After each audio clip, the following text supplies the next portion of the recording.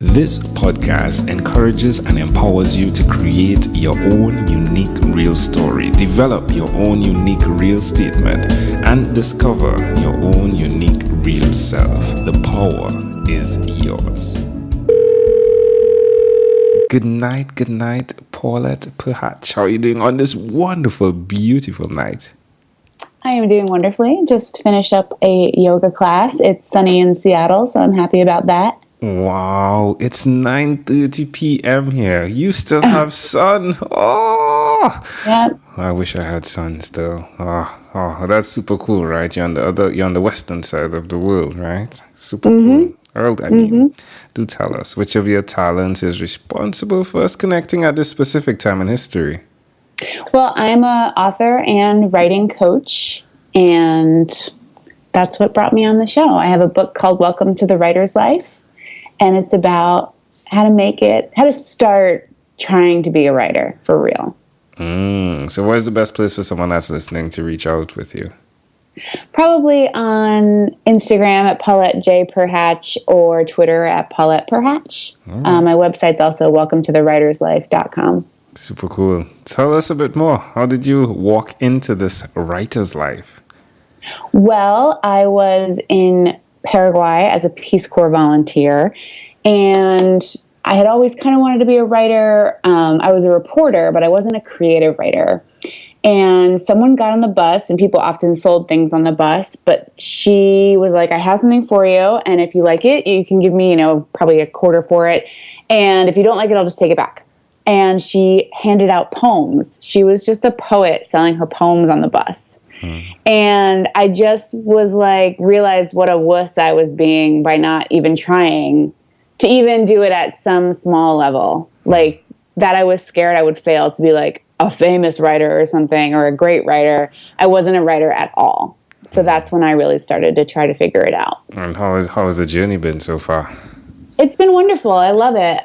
Even before I got any kind of national publications or anything like that, I really just enjoy the life. And I think it's wonderful. And it involves a lot of reading and writing and talking with writers. And now I've been in the New York Times. I have my book, so it's really, I just love going for it. And I think you just have one life and you just got to go for it, whatever it is. What's the name of your book? It's called Welcome to the Writer's Life. All right. So you've built everything around the Writer's Club. Yeah, it's kind of like a freshman orientation. It's, it's like, here's how your writing practice needs to go. Here's how your reading should go. Here's what a writer's, business looks like if you want to turn it into a business. And just all the resources that someone might need to really try to make it as a writer. There's so many people and organizations who want to support writers out there that it's really nice once you realize how many people want to support you and you find them. Is there anyone else in your family that wrote as much or even writes still? No, that's it. My cousin is a dancer, but that's about it. All right. Tell me one other thing that you've done consistently over the last 3 years, please. I've actually consistently done yoga, and I became friends with my yoga teacher, which really helps. And now I go about 3 times a week, and I was just actually like, I'm get a little tricep action. I'm liking it. I've never felt strong before in my life, and I feel like that practice has changed my body. I still love to eat my donuts. Well, I actually have a story coming out in Yoga Journal very soon, and I say I have a rockin' yoga body. Unfortunately, it's covered by my donut body. So you got to dig a little deep to feel it, but it's in there. Yeah, definitely. Super cool. Why would you suggest other people that are listening definitely interact with, who they are to find that source to be able to write? And I say source like SAUCE, right? Yeah. Why would you suggest that? It's just going to be who you really are. And I think people say, finding your voice. To me, finding my voice was really stripping away how I thought I should sound and finally sounding how I myself sound as a person, more artfully arranged, which is the craft of writing. But it was just me, and I wrote, then I really wrote to please myself and not to try to please someone else. So I think you don't need anything besides who you actually are and your your differentiator can only ever really be who you are and your personality, and you have to bring that. And also, the thing that you think is holding you back from being a writer will actually be the thing that will propel you to be a writer. Well said, well said. Explain to me freelance Adobe powered Renaissance woman. Well, I really love learning all the things, and I know that I should have a niche and everything like that, but I love like messing with Illustrator and Photoshop and Audition and doing audio and video and just dabbling in all these things. And I think we're more empowered than ever. You know, we have the education is essentially free to learn how to do this stuff. The software does have a cost, of course, but it's, you know, I couldn't have afforded it when it was just $2,000. Now there's a monthly payment, which is good. Yeah. And, you know, to produce a photo now takes, to produce and send possibly to everyone in the world who has the internet, a photo takes 5 minutes maybe now. And that used to take, you know, weeks. And I think we're more enabled to learn and create so much art and so much different art. And I just love playing in that sandbox. So that's kind of that's, you know, a line from my LinkedIn page, and kind of what I call myself. And that's how I feel about it. Yeah. I was just made a slideshow for South by Southwest. And I was like going online, looking at the HTML of something to figure out the font, and then going and looking at fonts and going to Illustrator and Photoshop. And it was just really fun. Yeah. It has to be fun. I love that. I love how what you are doing really speaks to your brand, and it speaks it out loudly when necessary, but still creatively artistic as well, which is pretty intriguing. It's super cool. Thank you. All right, my friend. Well, again, amazing audience. We're live with Paulette Perhach. You can connect with her. What website would you send them to? Or would you send them to LinkedIn? I would go to welcometothe.writerslife.com, probably because that's the easiest thing to remember and spell. But my personal website is also pauletteperhach.com. Love it. Let's switch gears for a moment. Let me now invite you into my time machine that is surrounded with beautiful, warm, blue Caribbean water. Paulette, what is your earliest childhood memory? My earliest childhood memory is climbing up on the countertop to sneak more Flintstone vitamins because they were like gummy candies. How old do you think you were? I was probably 4, if I had to guess. I know we moved out of that house when I was 5, so I was younger than 5. Why do you think this memory is so clear? It really speaks to a lot of future. It's very...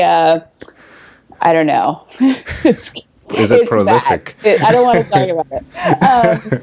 Another memory that I find really interesting is when I was probably about 5, I remember trying to figure out how it was possible that everything that was going on in my mind, or maybe like comprehend that as much as was going on in my mind was going on in the minds of everyone around me. And I just remember like trying to work through that and not being able to even comprehend that, and knowing that I couldn't comprehend it and it seeming unreal to me.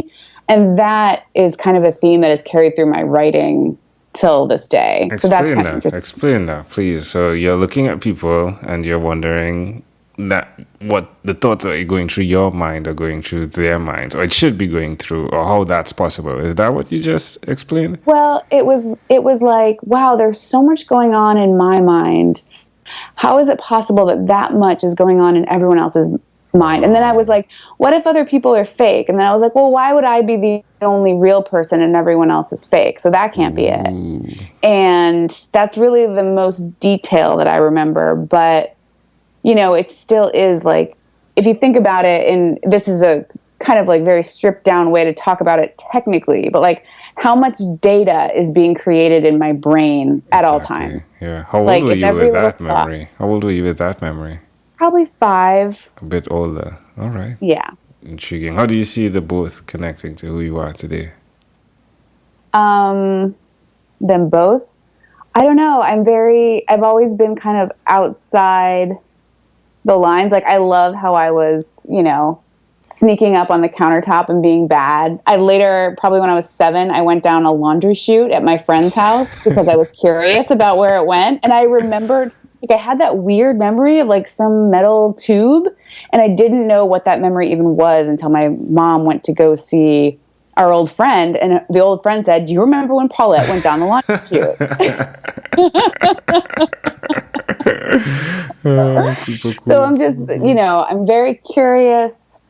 I'm the kind of person who like can't find her keys because she's too busy thinking about how like they say there's so many parallel universes. It's just like, I had to learn why I was weird and be an artist and move to a city to feel like, okay, like there's other people like me. That's super cool. Can I offer an interpretation to a thought picture that you created in my mind with the first memory? Yes. I love the concept of what's good for you. Definitely takes some work to get to, but it can be fun. So it's like the vitamins. Yeah, it's good for you. Yeah, but it can be fun, right? Of course, it takes some work to get to, like the stretches you do in yoga, but the experience is worth it. At the end of it, you feel better, and it can be fun. Yeah? That'll be my one thing. The next memory, I'll leave that alone. If we fast forward to when you were 12 years old, what was your favorite song? My favorite song when I was 12 was Loser by Beck, because it was so weird. Love it. All right, my friend. Well, we've arrived at our destination. But before we get off of this time machine, there's a small declaration form. So it's yes or no. We're going to move pretty quickly here. You ready, Paulette? I'm ready. Paulette, have you chosen someone to pass on your skills to? Yes. Are you married? No. Do you have children? No. Do you believe in God? Not really in the way we talk about God. Do you have an inner circle of friends? Yes. Do you watch TV for more than 3 hours a day? No. How about 3 hours a week? Yes. What about screen time, the phone under the computer? Is it more than 8 or less than 8 hours a day? With my computer, probably more. Paulette, if you had to share with us your own unique real statement, a statement that represents who you are, Paulette Perhach, what would you say that is?